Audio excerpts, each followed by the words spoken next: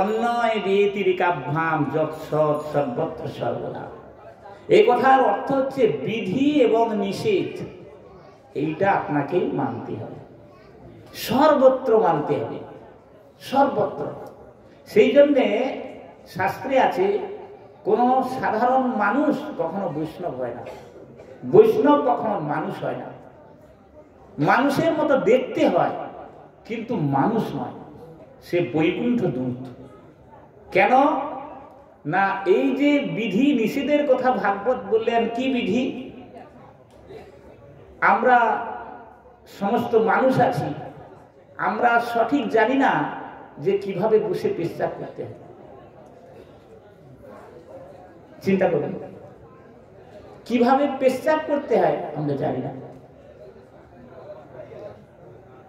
এখানে যদি আমি জিজ্ঞাসা করি এক একজনকে বলতে পারবে যে কিভাবে পেশাব করতে হয়, কোথায় করতে হয়, কোন দিকে করতে হয়, কিভাবে করতে হয়? জানে না। হ্যাঁ, বাহ্য ত্যাগ করে কিরকম জানে না। কি বিধি? সর্বত্র বিধি। একদম নিচু থেকে আমি বললাম, সাধন ভজনের কথা বলছিলাম। জীবনে বাঁচতে এই যে ন্যূনতম ভাবে একটা মানুষ হিসেবে তার কিভাবে প্রস্রাব করা দরকার, সেটাও তার বিধি দরকার, তাহলে সে মানুষ হবে। আর যদি ওই বিধিটা না থাকে তাহলে কি বলা যাবে? তার উল্টাটা বলতে, তার উল্টাটা বলতে, তাই না? দেখবেন রোদ্দুর হয়েছে, গাছের ছায়ায় দাঁড়িয়ে পেশাব করছে। কি রোদ্দুর হয়েছে, সে গাছের ছায়ায় দাঁড়িয়ে পেশাব করছে। ভাগবত বলছে কি?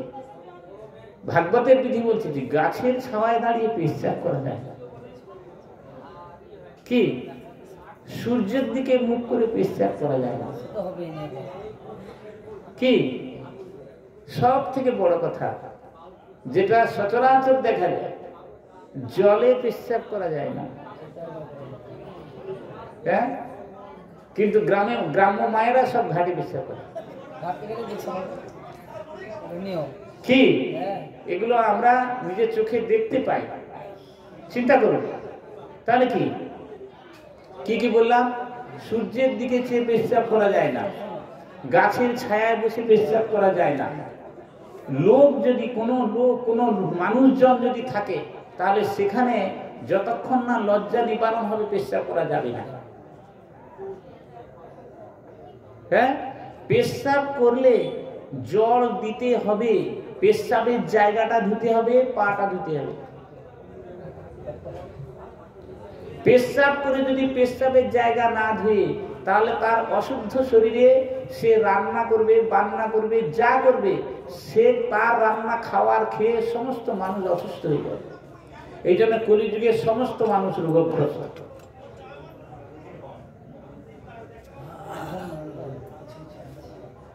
সেজন্য ভাগবতের শেষে বলা আছে যে এদাব দেব জিজ্ঞাসা, হে দেব, সমস্ত দেবেরও দেব কে? আগে ভগবান কৃষ্ণ। দৈবী এ দেব মানে কে? ভগবান কৃষ্ণ, ভগবান। এ দেবের কাছে জিজ্ঞাসা করছে, এদাব দেব জিজ্ঞাসা তত্ত্ব জিজ্ঞাসুন আত্মন। হে মহাত্মা, তত্ত্ব বলুন, সৎ কথা, সত্য কথা।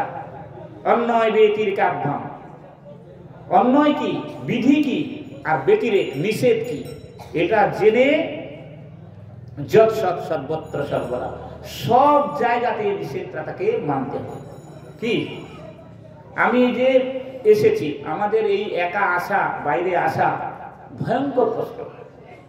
খুব সাবধানে আসতে হবে, আগে থেকে প্রস্তুত নিতে হবে। নিজেকে প্রস্তুত না নিলে হুটহাট করে আসা, এই আসতে গেলে তাকে অনেক ধুরন্ধর হতে হবে।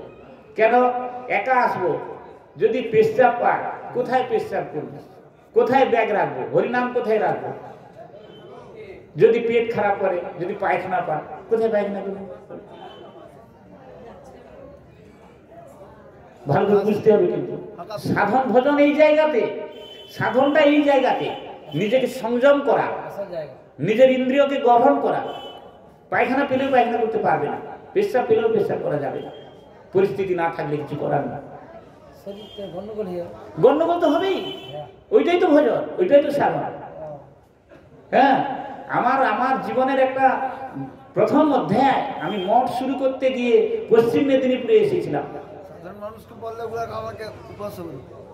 হ্যাঁ, এগুলো ভজনলব্ধ কথা, এগুলো ভজনলব্ধ কথা। সেই জন্যে এই ভাগবতের কথা আছে।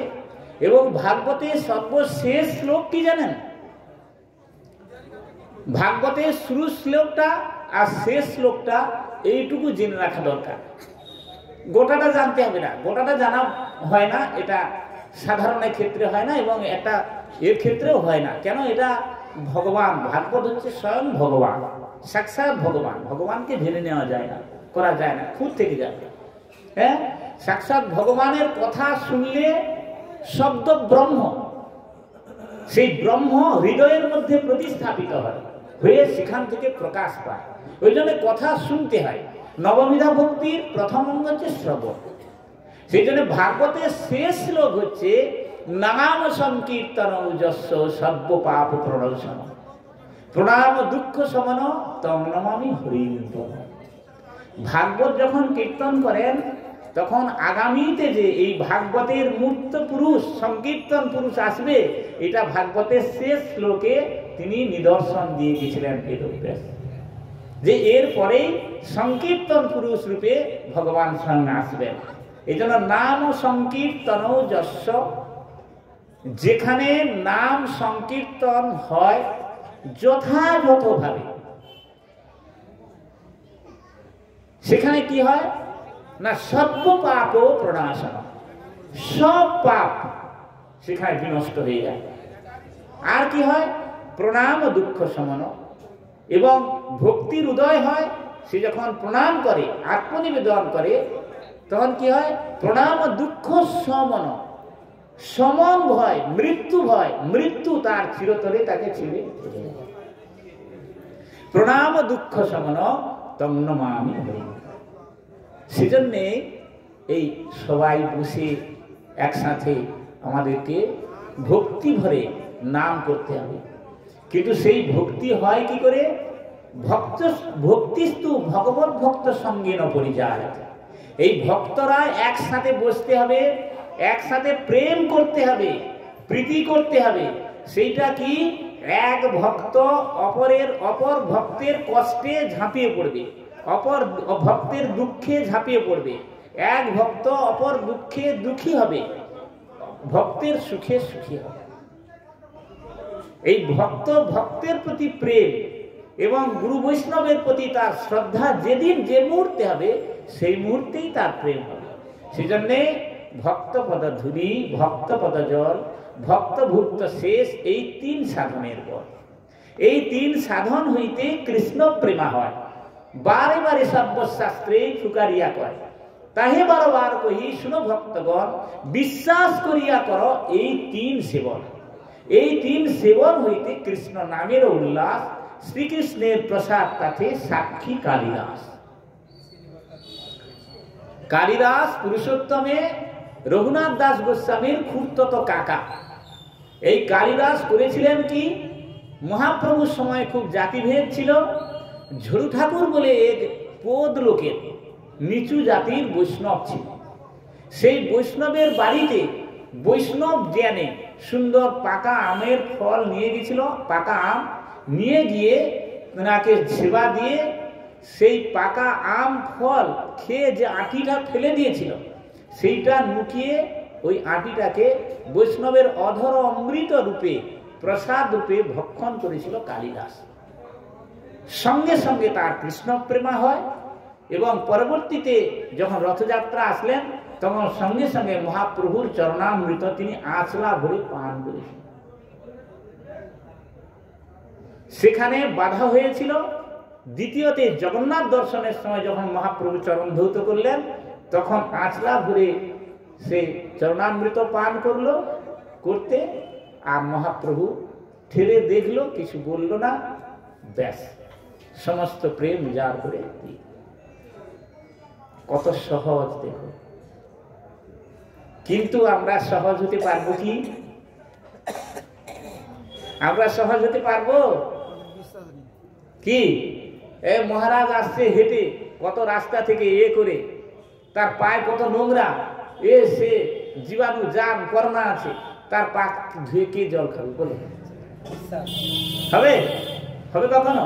আগে রাজাদের জীবনে দেখো না, রাজাদের পুরোহিতে সিনেমাতে দেখবে, রাজবাড়িতে যখন রাজগুরু আসলেন তো রাজা নিজে তাকে সোনার থালায় পা ধুয়ে সেই পা ধোয়া জলটা নিজে পান করছে, সিনেমাতে দেখবে আছে। গুরুর চরণামৃত পান না করলে তার গুরু ভক্তি বা গুরু শক্তি আসবে না। গুরু শক্তি যদি না থাকে তাহলে তার যশ শ্রী জ্ঞান বৈরাগ্য থাকবে না, তাহলে তার রাজ্য অন্য লোকে কেড়ে নিবে। সেই স্বর্গরাজ্যে যখনই গুরু শক্তি নষ্ট হয়ে যায় তখনই অসুররা এসে স্বর্গরাজ্যে ঢুকে পড়ে। কি এটা বহু নিদর্শন রয়েছে। সেই জন্য আমাদেরকে গুরুকরণ করতে হবে, এটা অবশ্যই করণ। কিন্তু গুরুকরণ না করে যদি একটি মানুষ মরে যায় তাহলে তার কি হবে না, তাহলে তার বহুকাল তাকে বাতাসে ঘুরতে হবে। সেজন্যে আমাদেরকে এই মনুষ্য জীবন, মনুষ্য আকার হইলে কি হয়, করহ ভূতের কাম।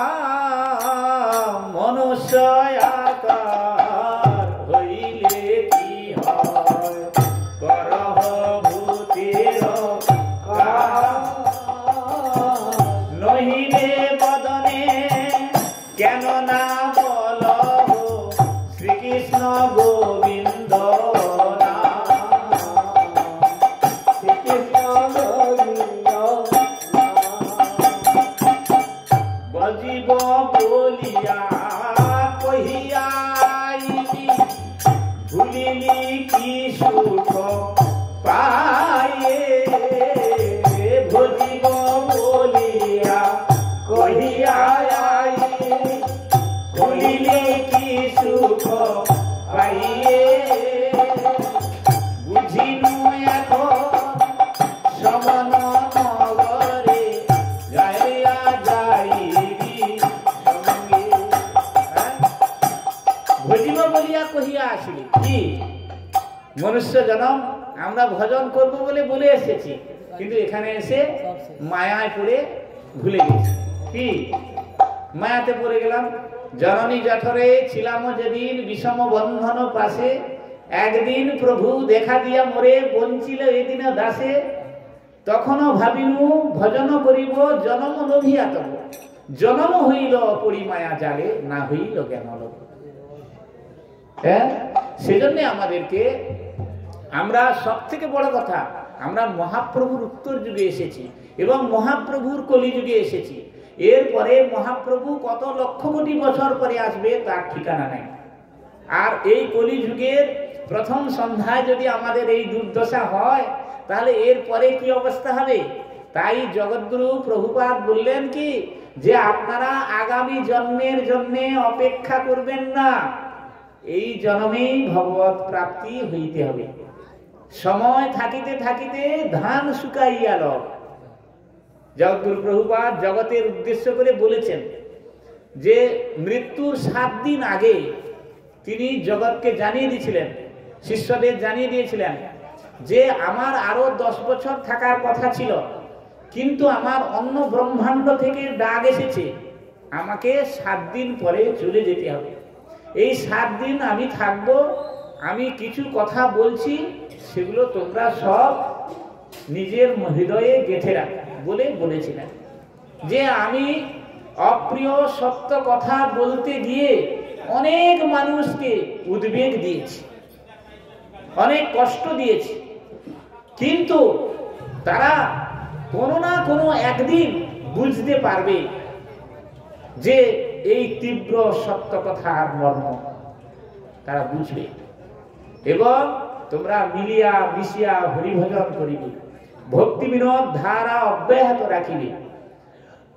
আর কি সময় থাকিতে থাকিতে ধান শুকাই গেল। চিন্তা করুন, আমরা চাষা বসা লোক, আমরা ভালো বুঝবো কেন? সময়ে যদি আপনি ধানটা শুকিয়ে চালটা না করেন তাহলে বর্ষার সময় ঝড় বৃষ্টির সময় না খেয়ে উপবাস দিতে হবে, কি তাই না? চাল করলেন না, তখন খাবেন কি? সেই জন্যে সময় থাকিতে থাকিতে ধান শুকাই গেল, নিয়ে নিজের বাঁচার যে রসদ সেটা জোগাড় করো। মানে কি, ভজনের পথ অনেক দূর যেতে হবে, খুব তাড়াতাড়ি কৃষ্ণ ভক্তি সঞ্চয় করে নাও, নিয়ে এবারে চলে যাবে পরিণাম মুখে। সেজন্যে আমাদের আজকে ভগবানের রূপ গুণ লীলা, আমি বললাম যে জবানহং যথা ভাব যদ রূপ গুণকর্মক। তাহলে আমরা করব কি না, ভগবানের নাম করব, তার রূপ গুণ লীলা স্মরণ করব, কীর্তন করব। এইটা করলে হ্যাঁ, তাহলে নিঃসন্দেহে ভগবান শ্রীচরণ পাদ পদ্মে যেতে পারবে। বুঝা গেল? সেজন্যে কিন্তু করতে হবে কিভাবে? করতে হবে সরল ভাবে। কিরকম সরল? শিশু যেরকম সরল, শিশু যেরকম সরল, শিশু কোলের শিশু জানে কি তার মা আছে, সময়ে তাকে দুধ খেতে দিবে, তাকে আদর করবে, তাকে কোলে করে ঘুরাবে, সেজন্য তার চিন্তা নেই। কি খিদা পেলে মা মা ওয়া ওয়া বলে মা মা বলে কাঁদতে থাকে। ঠিক আমাদের এরকম, আমাদের যখন দেহের খিদা নয়, দৈহিক ক্ষুধা নয়, দৈহিক ক্ষুধা ক্ষুধা নয়, দৈহিক ক্ষুধা নিবৃত্তি হয়ে যায়, আত্মার যে ক্ষুধা, যে কষ্ট, ত্রিতাপ জ্বালা, দুঃখ, যন্ত্রণা, এই যখন হবে তখন চিৎকার করে ভগবানকে ডাকতে হবে। সেই ডাকাটা কিরকম? শিশুর মতো সরল হয়ে, নিষ্কাম, হ্যাঁ, সে হয়ে গুণ রূপ গুণ লীলার কীর্তন করতে হবে। করলে কি হবে? সঙ্গে সঙ্গে দুঃখের অবসান হবে। কি রূপ হেরিনু মধুর মূর্তি, প্রীতি রসের কি রূপ হেরিনু মধুর মূর্তি, প্রীতি রসের হেন নয় মনে এতি ভুবনে, হেন নয় মনে এতি ভুবনে, তুলনা নাহি গোতা,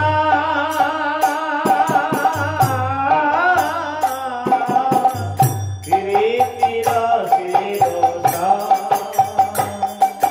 কি রূপ হেরিনু মধুর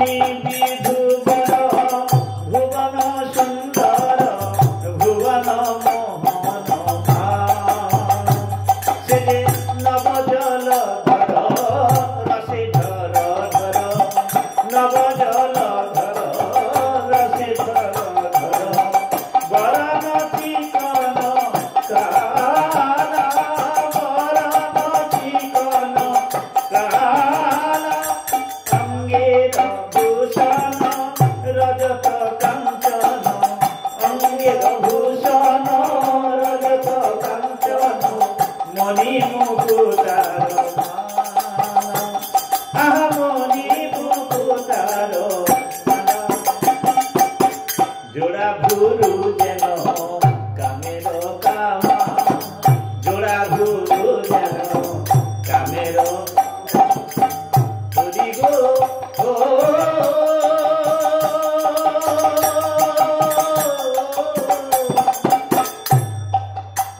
হরি গো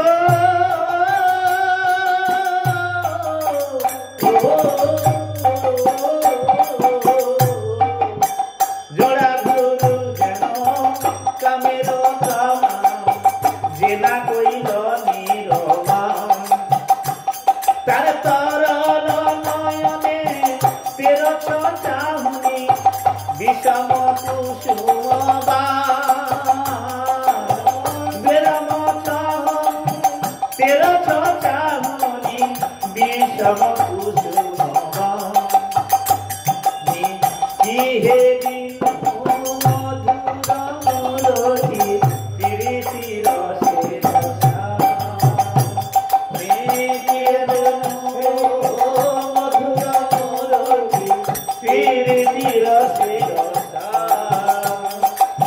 বলো আমি বলছি আপনারা বলুন রাধে রাধে রাধে রাধে রাধে রাধে রাধে রাধে রাধে রাধে রাধে রাধে फिर से बोलो फिर से बोलो फिर से बोलो जोर से बोलो दुली बाहु तुझे बोलो राधे राधे राधे राधे राधे राधे बोलो श्याम कुंडे जोधा कुंडे श्याम कुंडे राधा कुंडे मान सरोवर कमल सरोवर केसी घाटे गोमती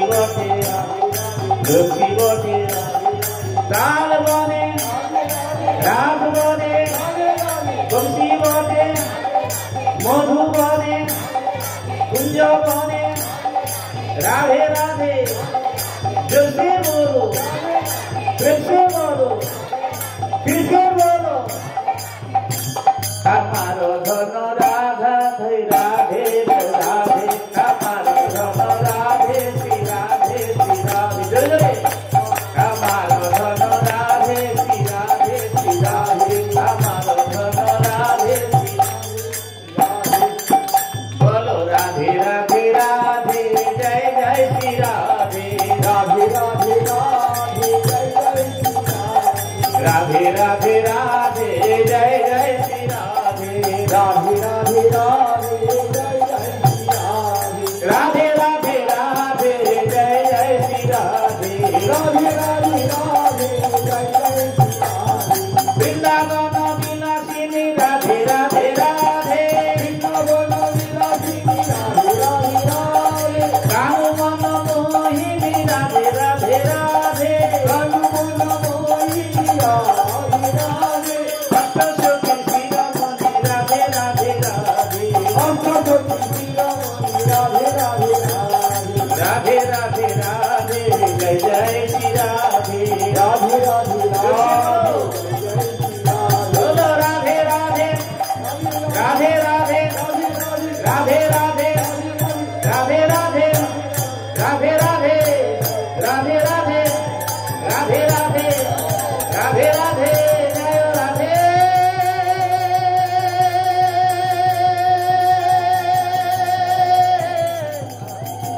राधे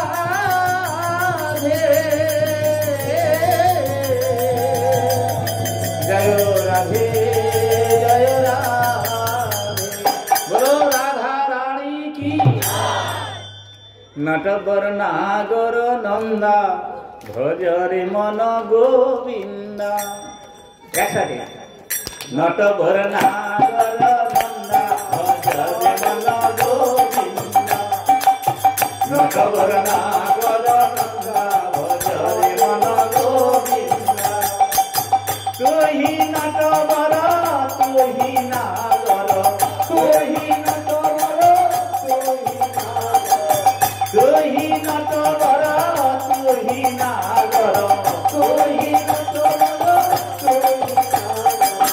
তুহি বাল মুকুন্দা ভজরে মন গোবিন্দা তুহি বাল গোবিন্দা ভজরে মন গোবিন্দা নটবর নাগর নন্দা ভজরে মন গোবিন্দা নটবর নাগর নন্দা ভজরে রাধে রাধে রাধে জয় জয় শ্রী রাধে সবাই জোরে হোক রাধে রাধে রাধে জয় জয় শ্রী রাধে নিতাই গৌরাঙ্গ নিতাই গৌরাঙ্গ নিতাই গৌরাঙ্গ নিতাই গৌরাঙ্গ নিতাই গৌরাঙ্গ জয় নিতাই গৌরাঙ্গ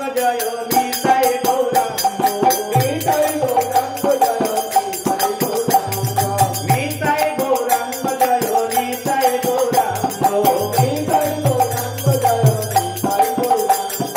অবতার শিরোমণি নিতাই গৌরাঙ্গ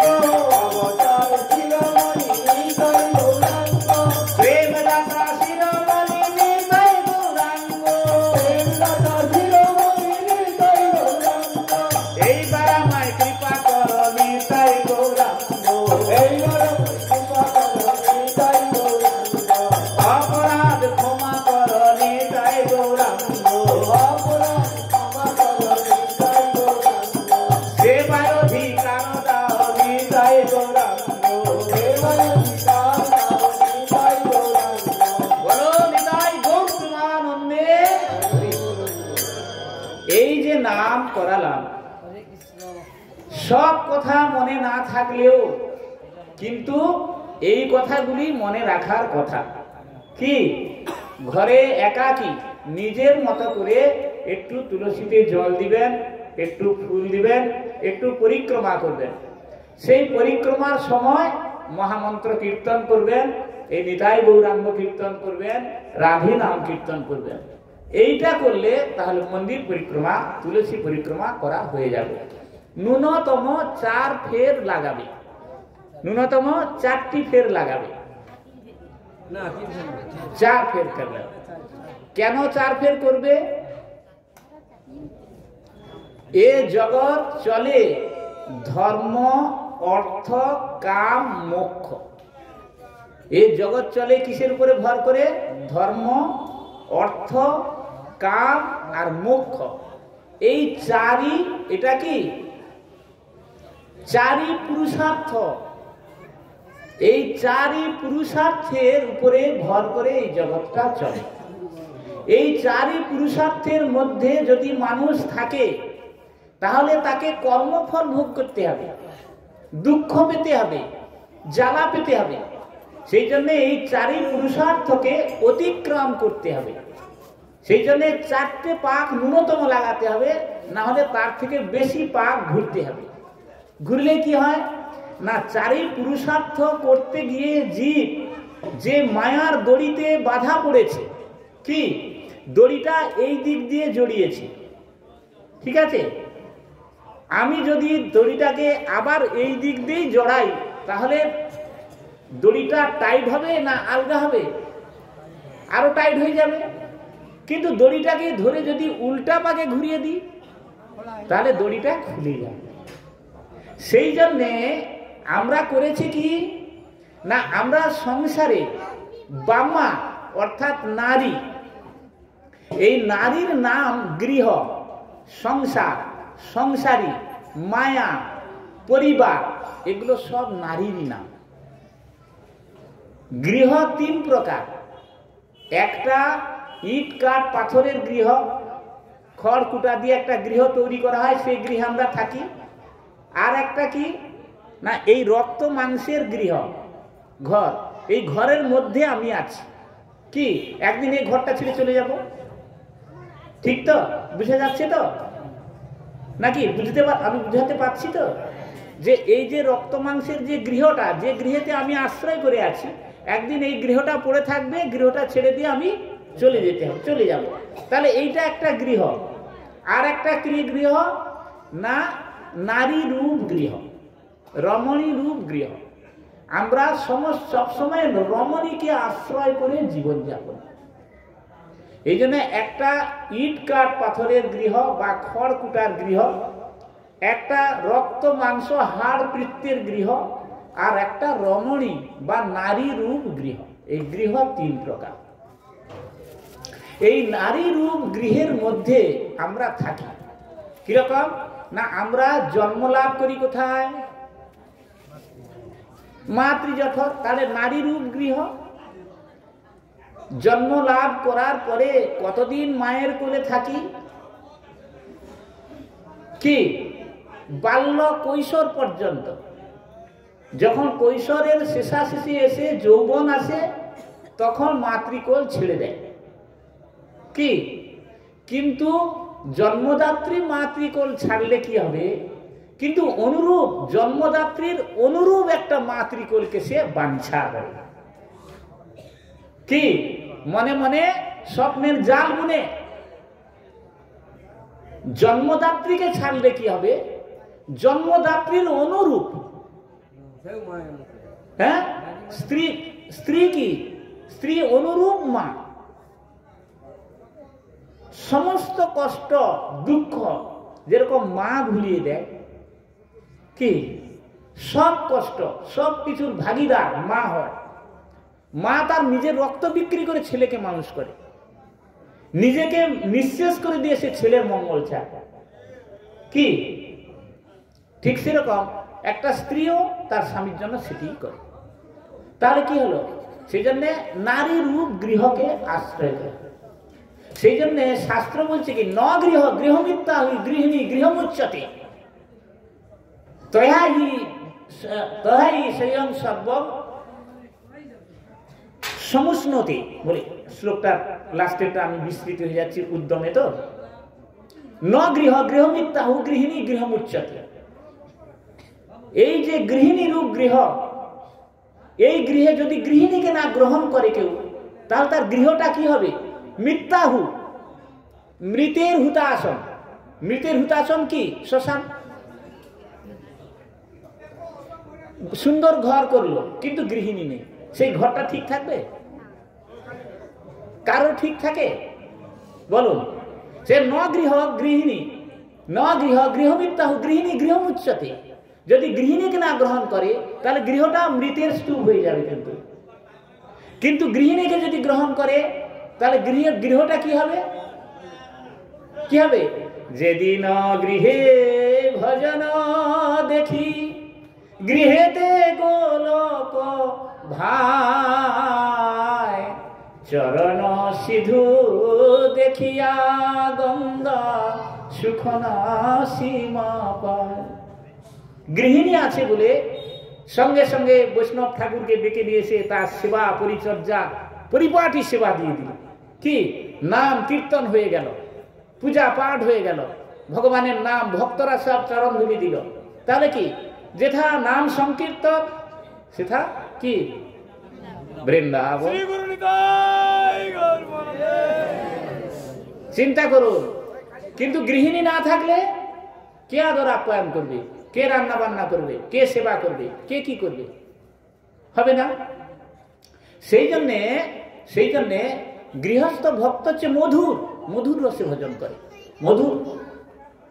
এবং যতক্ষণ পর্যন্ত না করে বৈষ্ণব সেবা ছাড়িয়া নিস্তার পেয়েছে কেবা, না করে বৈষ্ণব সেবা নিস্তার পেয়েছে কেবা, অনুক্ষণ ভাব জাগে মনে। জীবের কি উচিত হয়?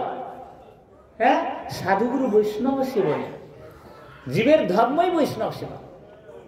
সেই জন্যে এই যে গৃহে, হ্যাঁ, গৃহ এই রকমই। সেই গৃহেতে করতে হবে কি না, এই নাম গান করতে হবে। প্রত্যেকে তার নিজের মতো করে সে নাম করবে, যে নাম তার ভালো লাগে। এখানে কোনো নামের বিচার নাই এবং নামের নিয়ম নাই, কাল নাই। সর্বসময় কি ভোজনে, কি শয়নে, কি নিদ্রায় জাগরণে অহর্নিশ চিন্ত কৃষ্ণ বল বল। কি সেই জন্যে আমাদেরকে এই আসর আজকে চিন্তা করুন, পাড়ার মোড়ে মোড়ে ক্লাব হয়েছে। কি পাড়ার মোড়ে মোড়ে ক্লাব হয়েছে, হ্যাঁ, পার্টি অফিস হয়েছে, অনেক জাগরণ হয়েছে, শিক্ষা হয়েছে, স্কুল কলেজ হয়েছে। বলুন, আপনারা গণতন্ত্র পেয়েছেন তো? আপনার সার্বভৌমত্ব আপনি পেয়েছেন? এই ভূমির প্রতি আপনার যতটুকু পাওনা আপনি পেয়েছেন?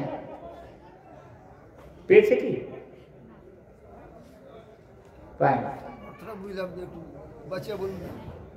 মানে একটা মানুষ যখন এই ভূমিতে জন্মগ্রহণ করবে, এখানে যা কিছু সম্পদ আছে সবটাই তার অধিকার আছে। এটা হচ্ছে সার্বভৌমত্ব, এটাই তার গণতন্ত্র।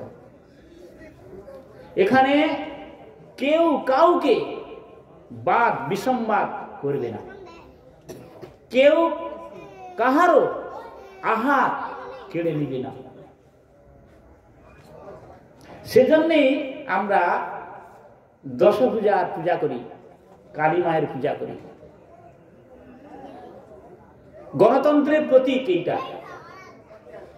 গণতন্ত্র সৃষ্টি হয়েছে এইখান থেকে। আগে গণতন্ত্র কি এটা মানুষে জানতো না। কিরকম? এই যে কালী ঠাকুর আছে নাকি, তা কালী মায়ের এখানে শিব ঠাকুর আছে কি, এবং কালী সিংহের উপরে দাঁড়িয়ে আছে, রক্ষা কালী।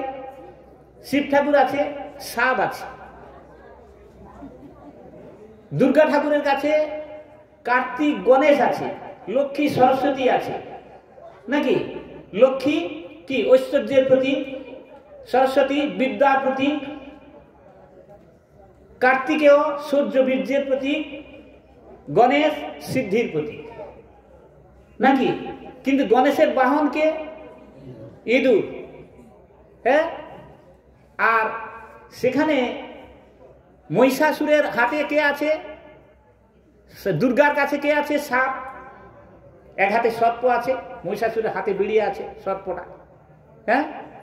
সিংহ আছে, মহিষ আছে। তার সিংহের খাদ্য মহিষ,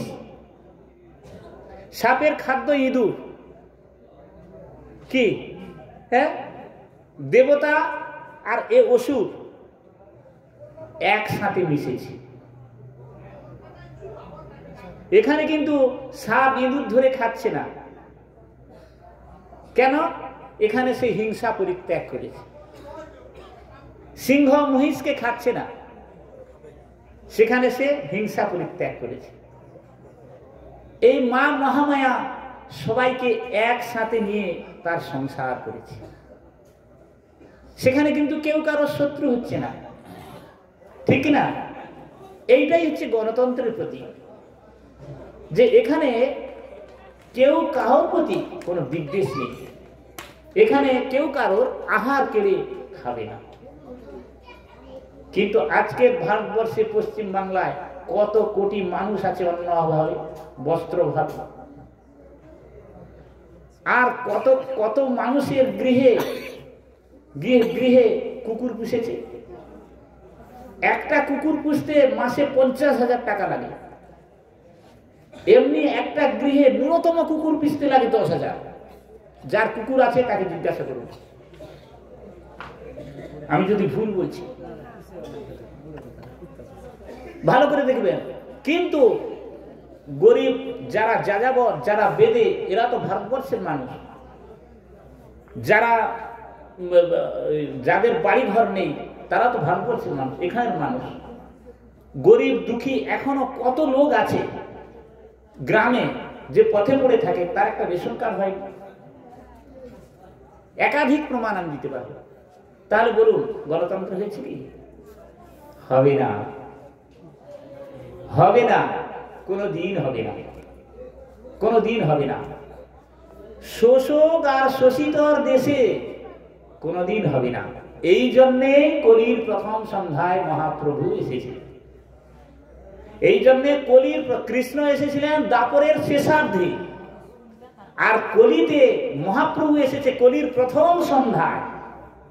হ্যাঁ, কলি ঘোর তিমিরে, কলি ঘোর তিমির অন্ধকার, গোরা আসলো জগজন, গোরা আসলো জগজন, এই জগজ্জনের জন্য ধর্ম করম রহুদু।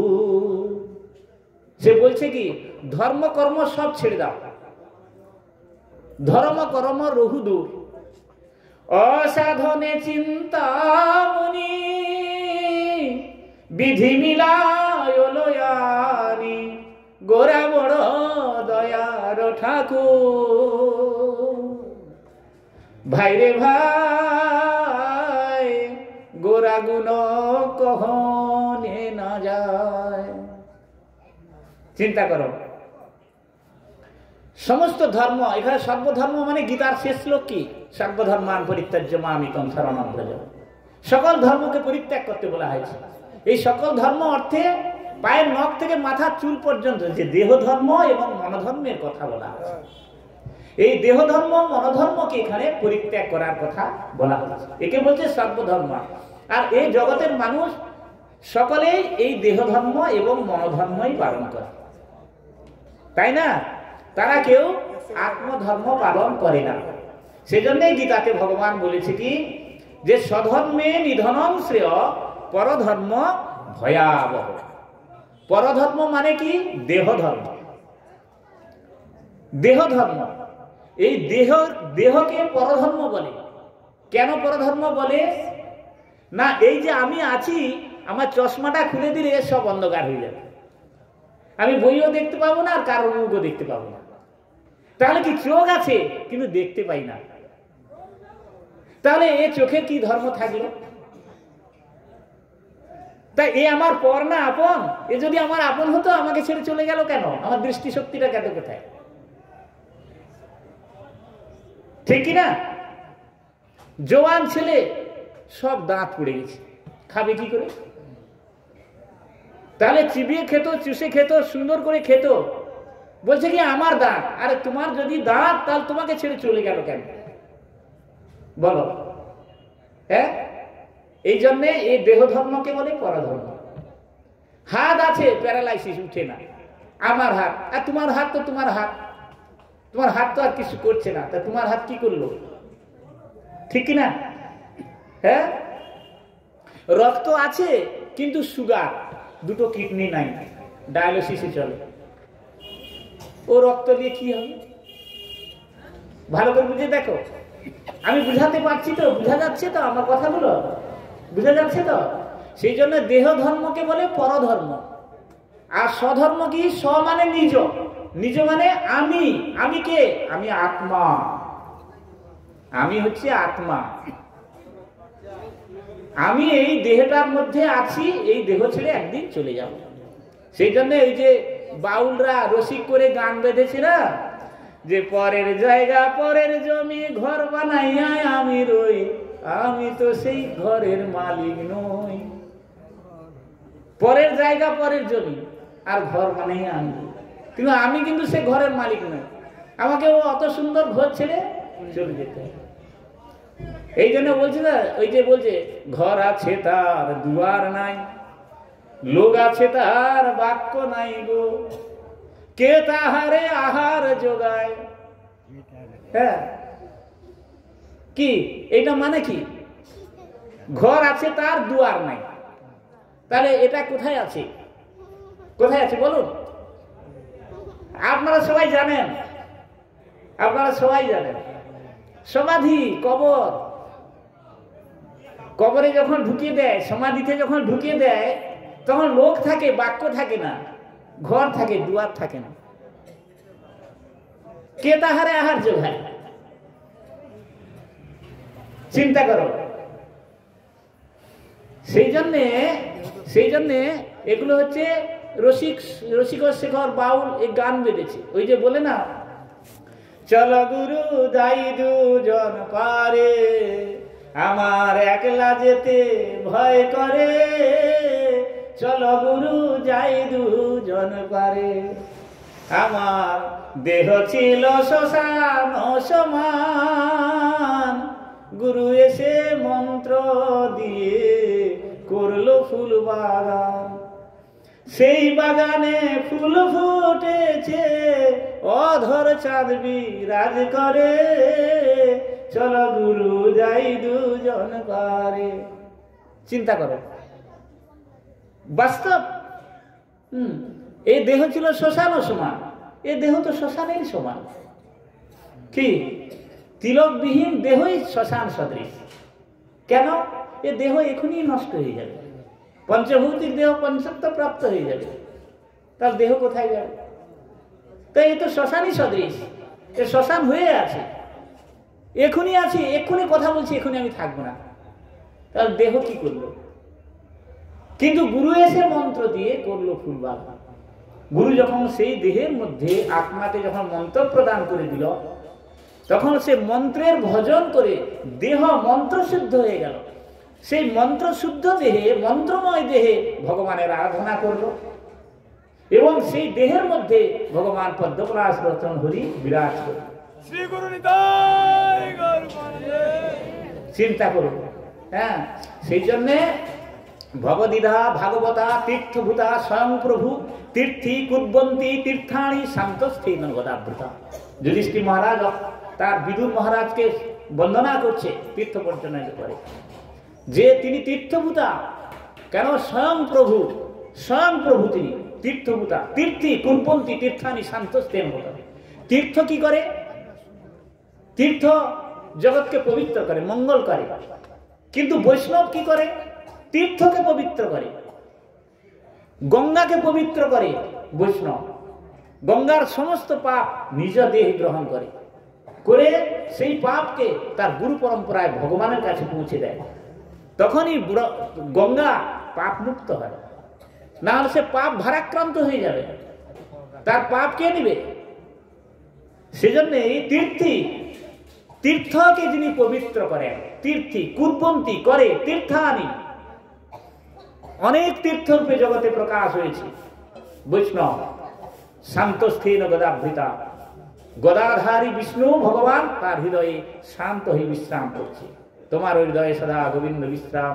গোবিন্দ কহেন মম বৈষ্ণব পরাণ। কেন করে বসবাস? কেন করে? না কৃষ্ণ ভক্ত নিষ্কাম, অতএব শান্ত। ভুক্তি মুক্তি সিদ্ধিকামী সকলই অশান্ত, আর সব অশান্ত। কৃষ্ণ ভক্তই একমাত্র নিষ্কাম। সেজন্যে এত কথায় কাজ নেই, এত কিছু নয়। আগে হচ্ছে কি না, আগে শুধু তার নাম, তার গান। ওই জন্যই মহাপ্রভু দুহাত তুলে বললেন, যারে দেখো তারে কহ কৃষ্ণ উপদেশ, আমার আজ্ঞায় গুরু হইয়া তারই দেশ। হ্যাঁ, সেজন্য সবাই বড় খুব আনন্দের বিষয়। এবং আর একটা ভালো কথা, এটা সামনে বলে বলছি না, এটা আমার জীবন দিয়ে আমি উপলব্ধি করেছি। আমি জানি মেদিনীপুরের মতো এমন মহান পুণ্যভূমি এই বিশ্ব ব্রহ্মাণ্ডে নাই। এক মায়াপুর হেন গ্রাম ত্রিভুবনে নাই, যেথা জন্মিলা চৈতন্য গোসাই। সেই রকম এই মেদিনীপুর হেন গ্রাম, যত মেদিনীপুর যতটা আছে, এরকম গ্রাম ত্রিভুবনে নেই। কেন না, মেদিনীপুরের মতো এত ভক্তিমান ছেলে আপনি কোথাও খুঁজে পাবেন না। এত কর্মঠ ছেলে এবং এত বিদ্যা পণ্ডিত আপনি কোথাও খুঁজে পাবেন না। মেদিনীপুরের ছেলের দয়ায় কলকাতা চলে। যত কঠিন জায়গায় দেখবেন মেদিনীপুরের ছেলে আছে। সেজন্য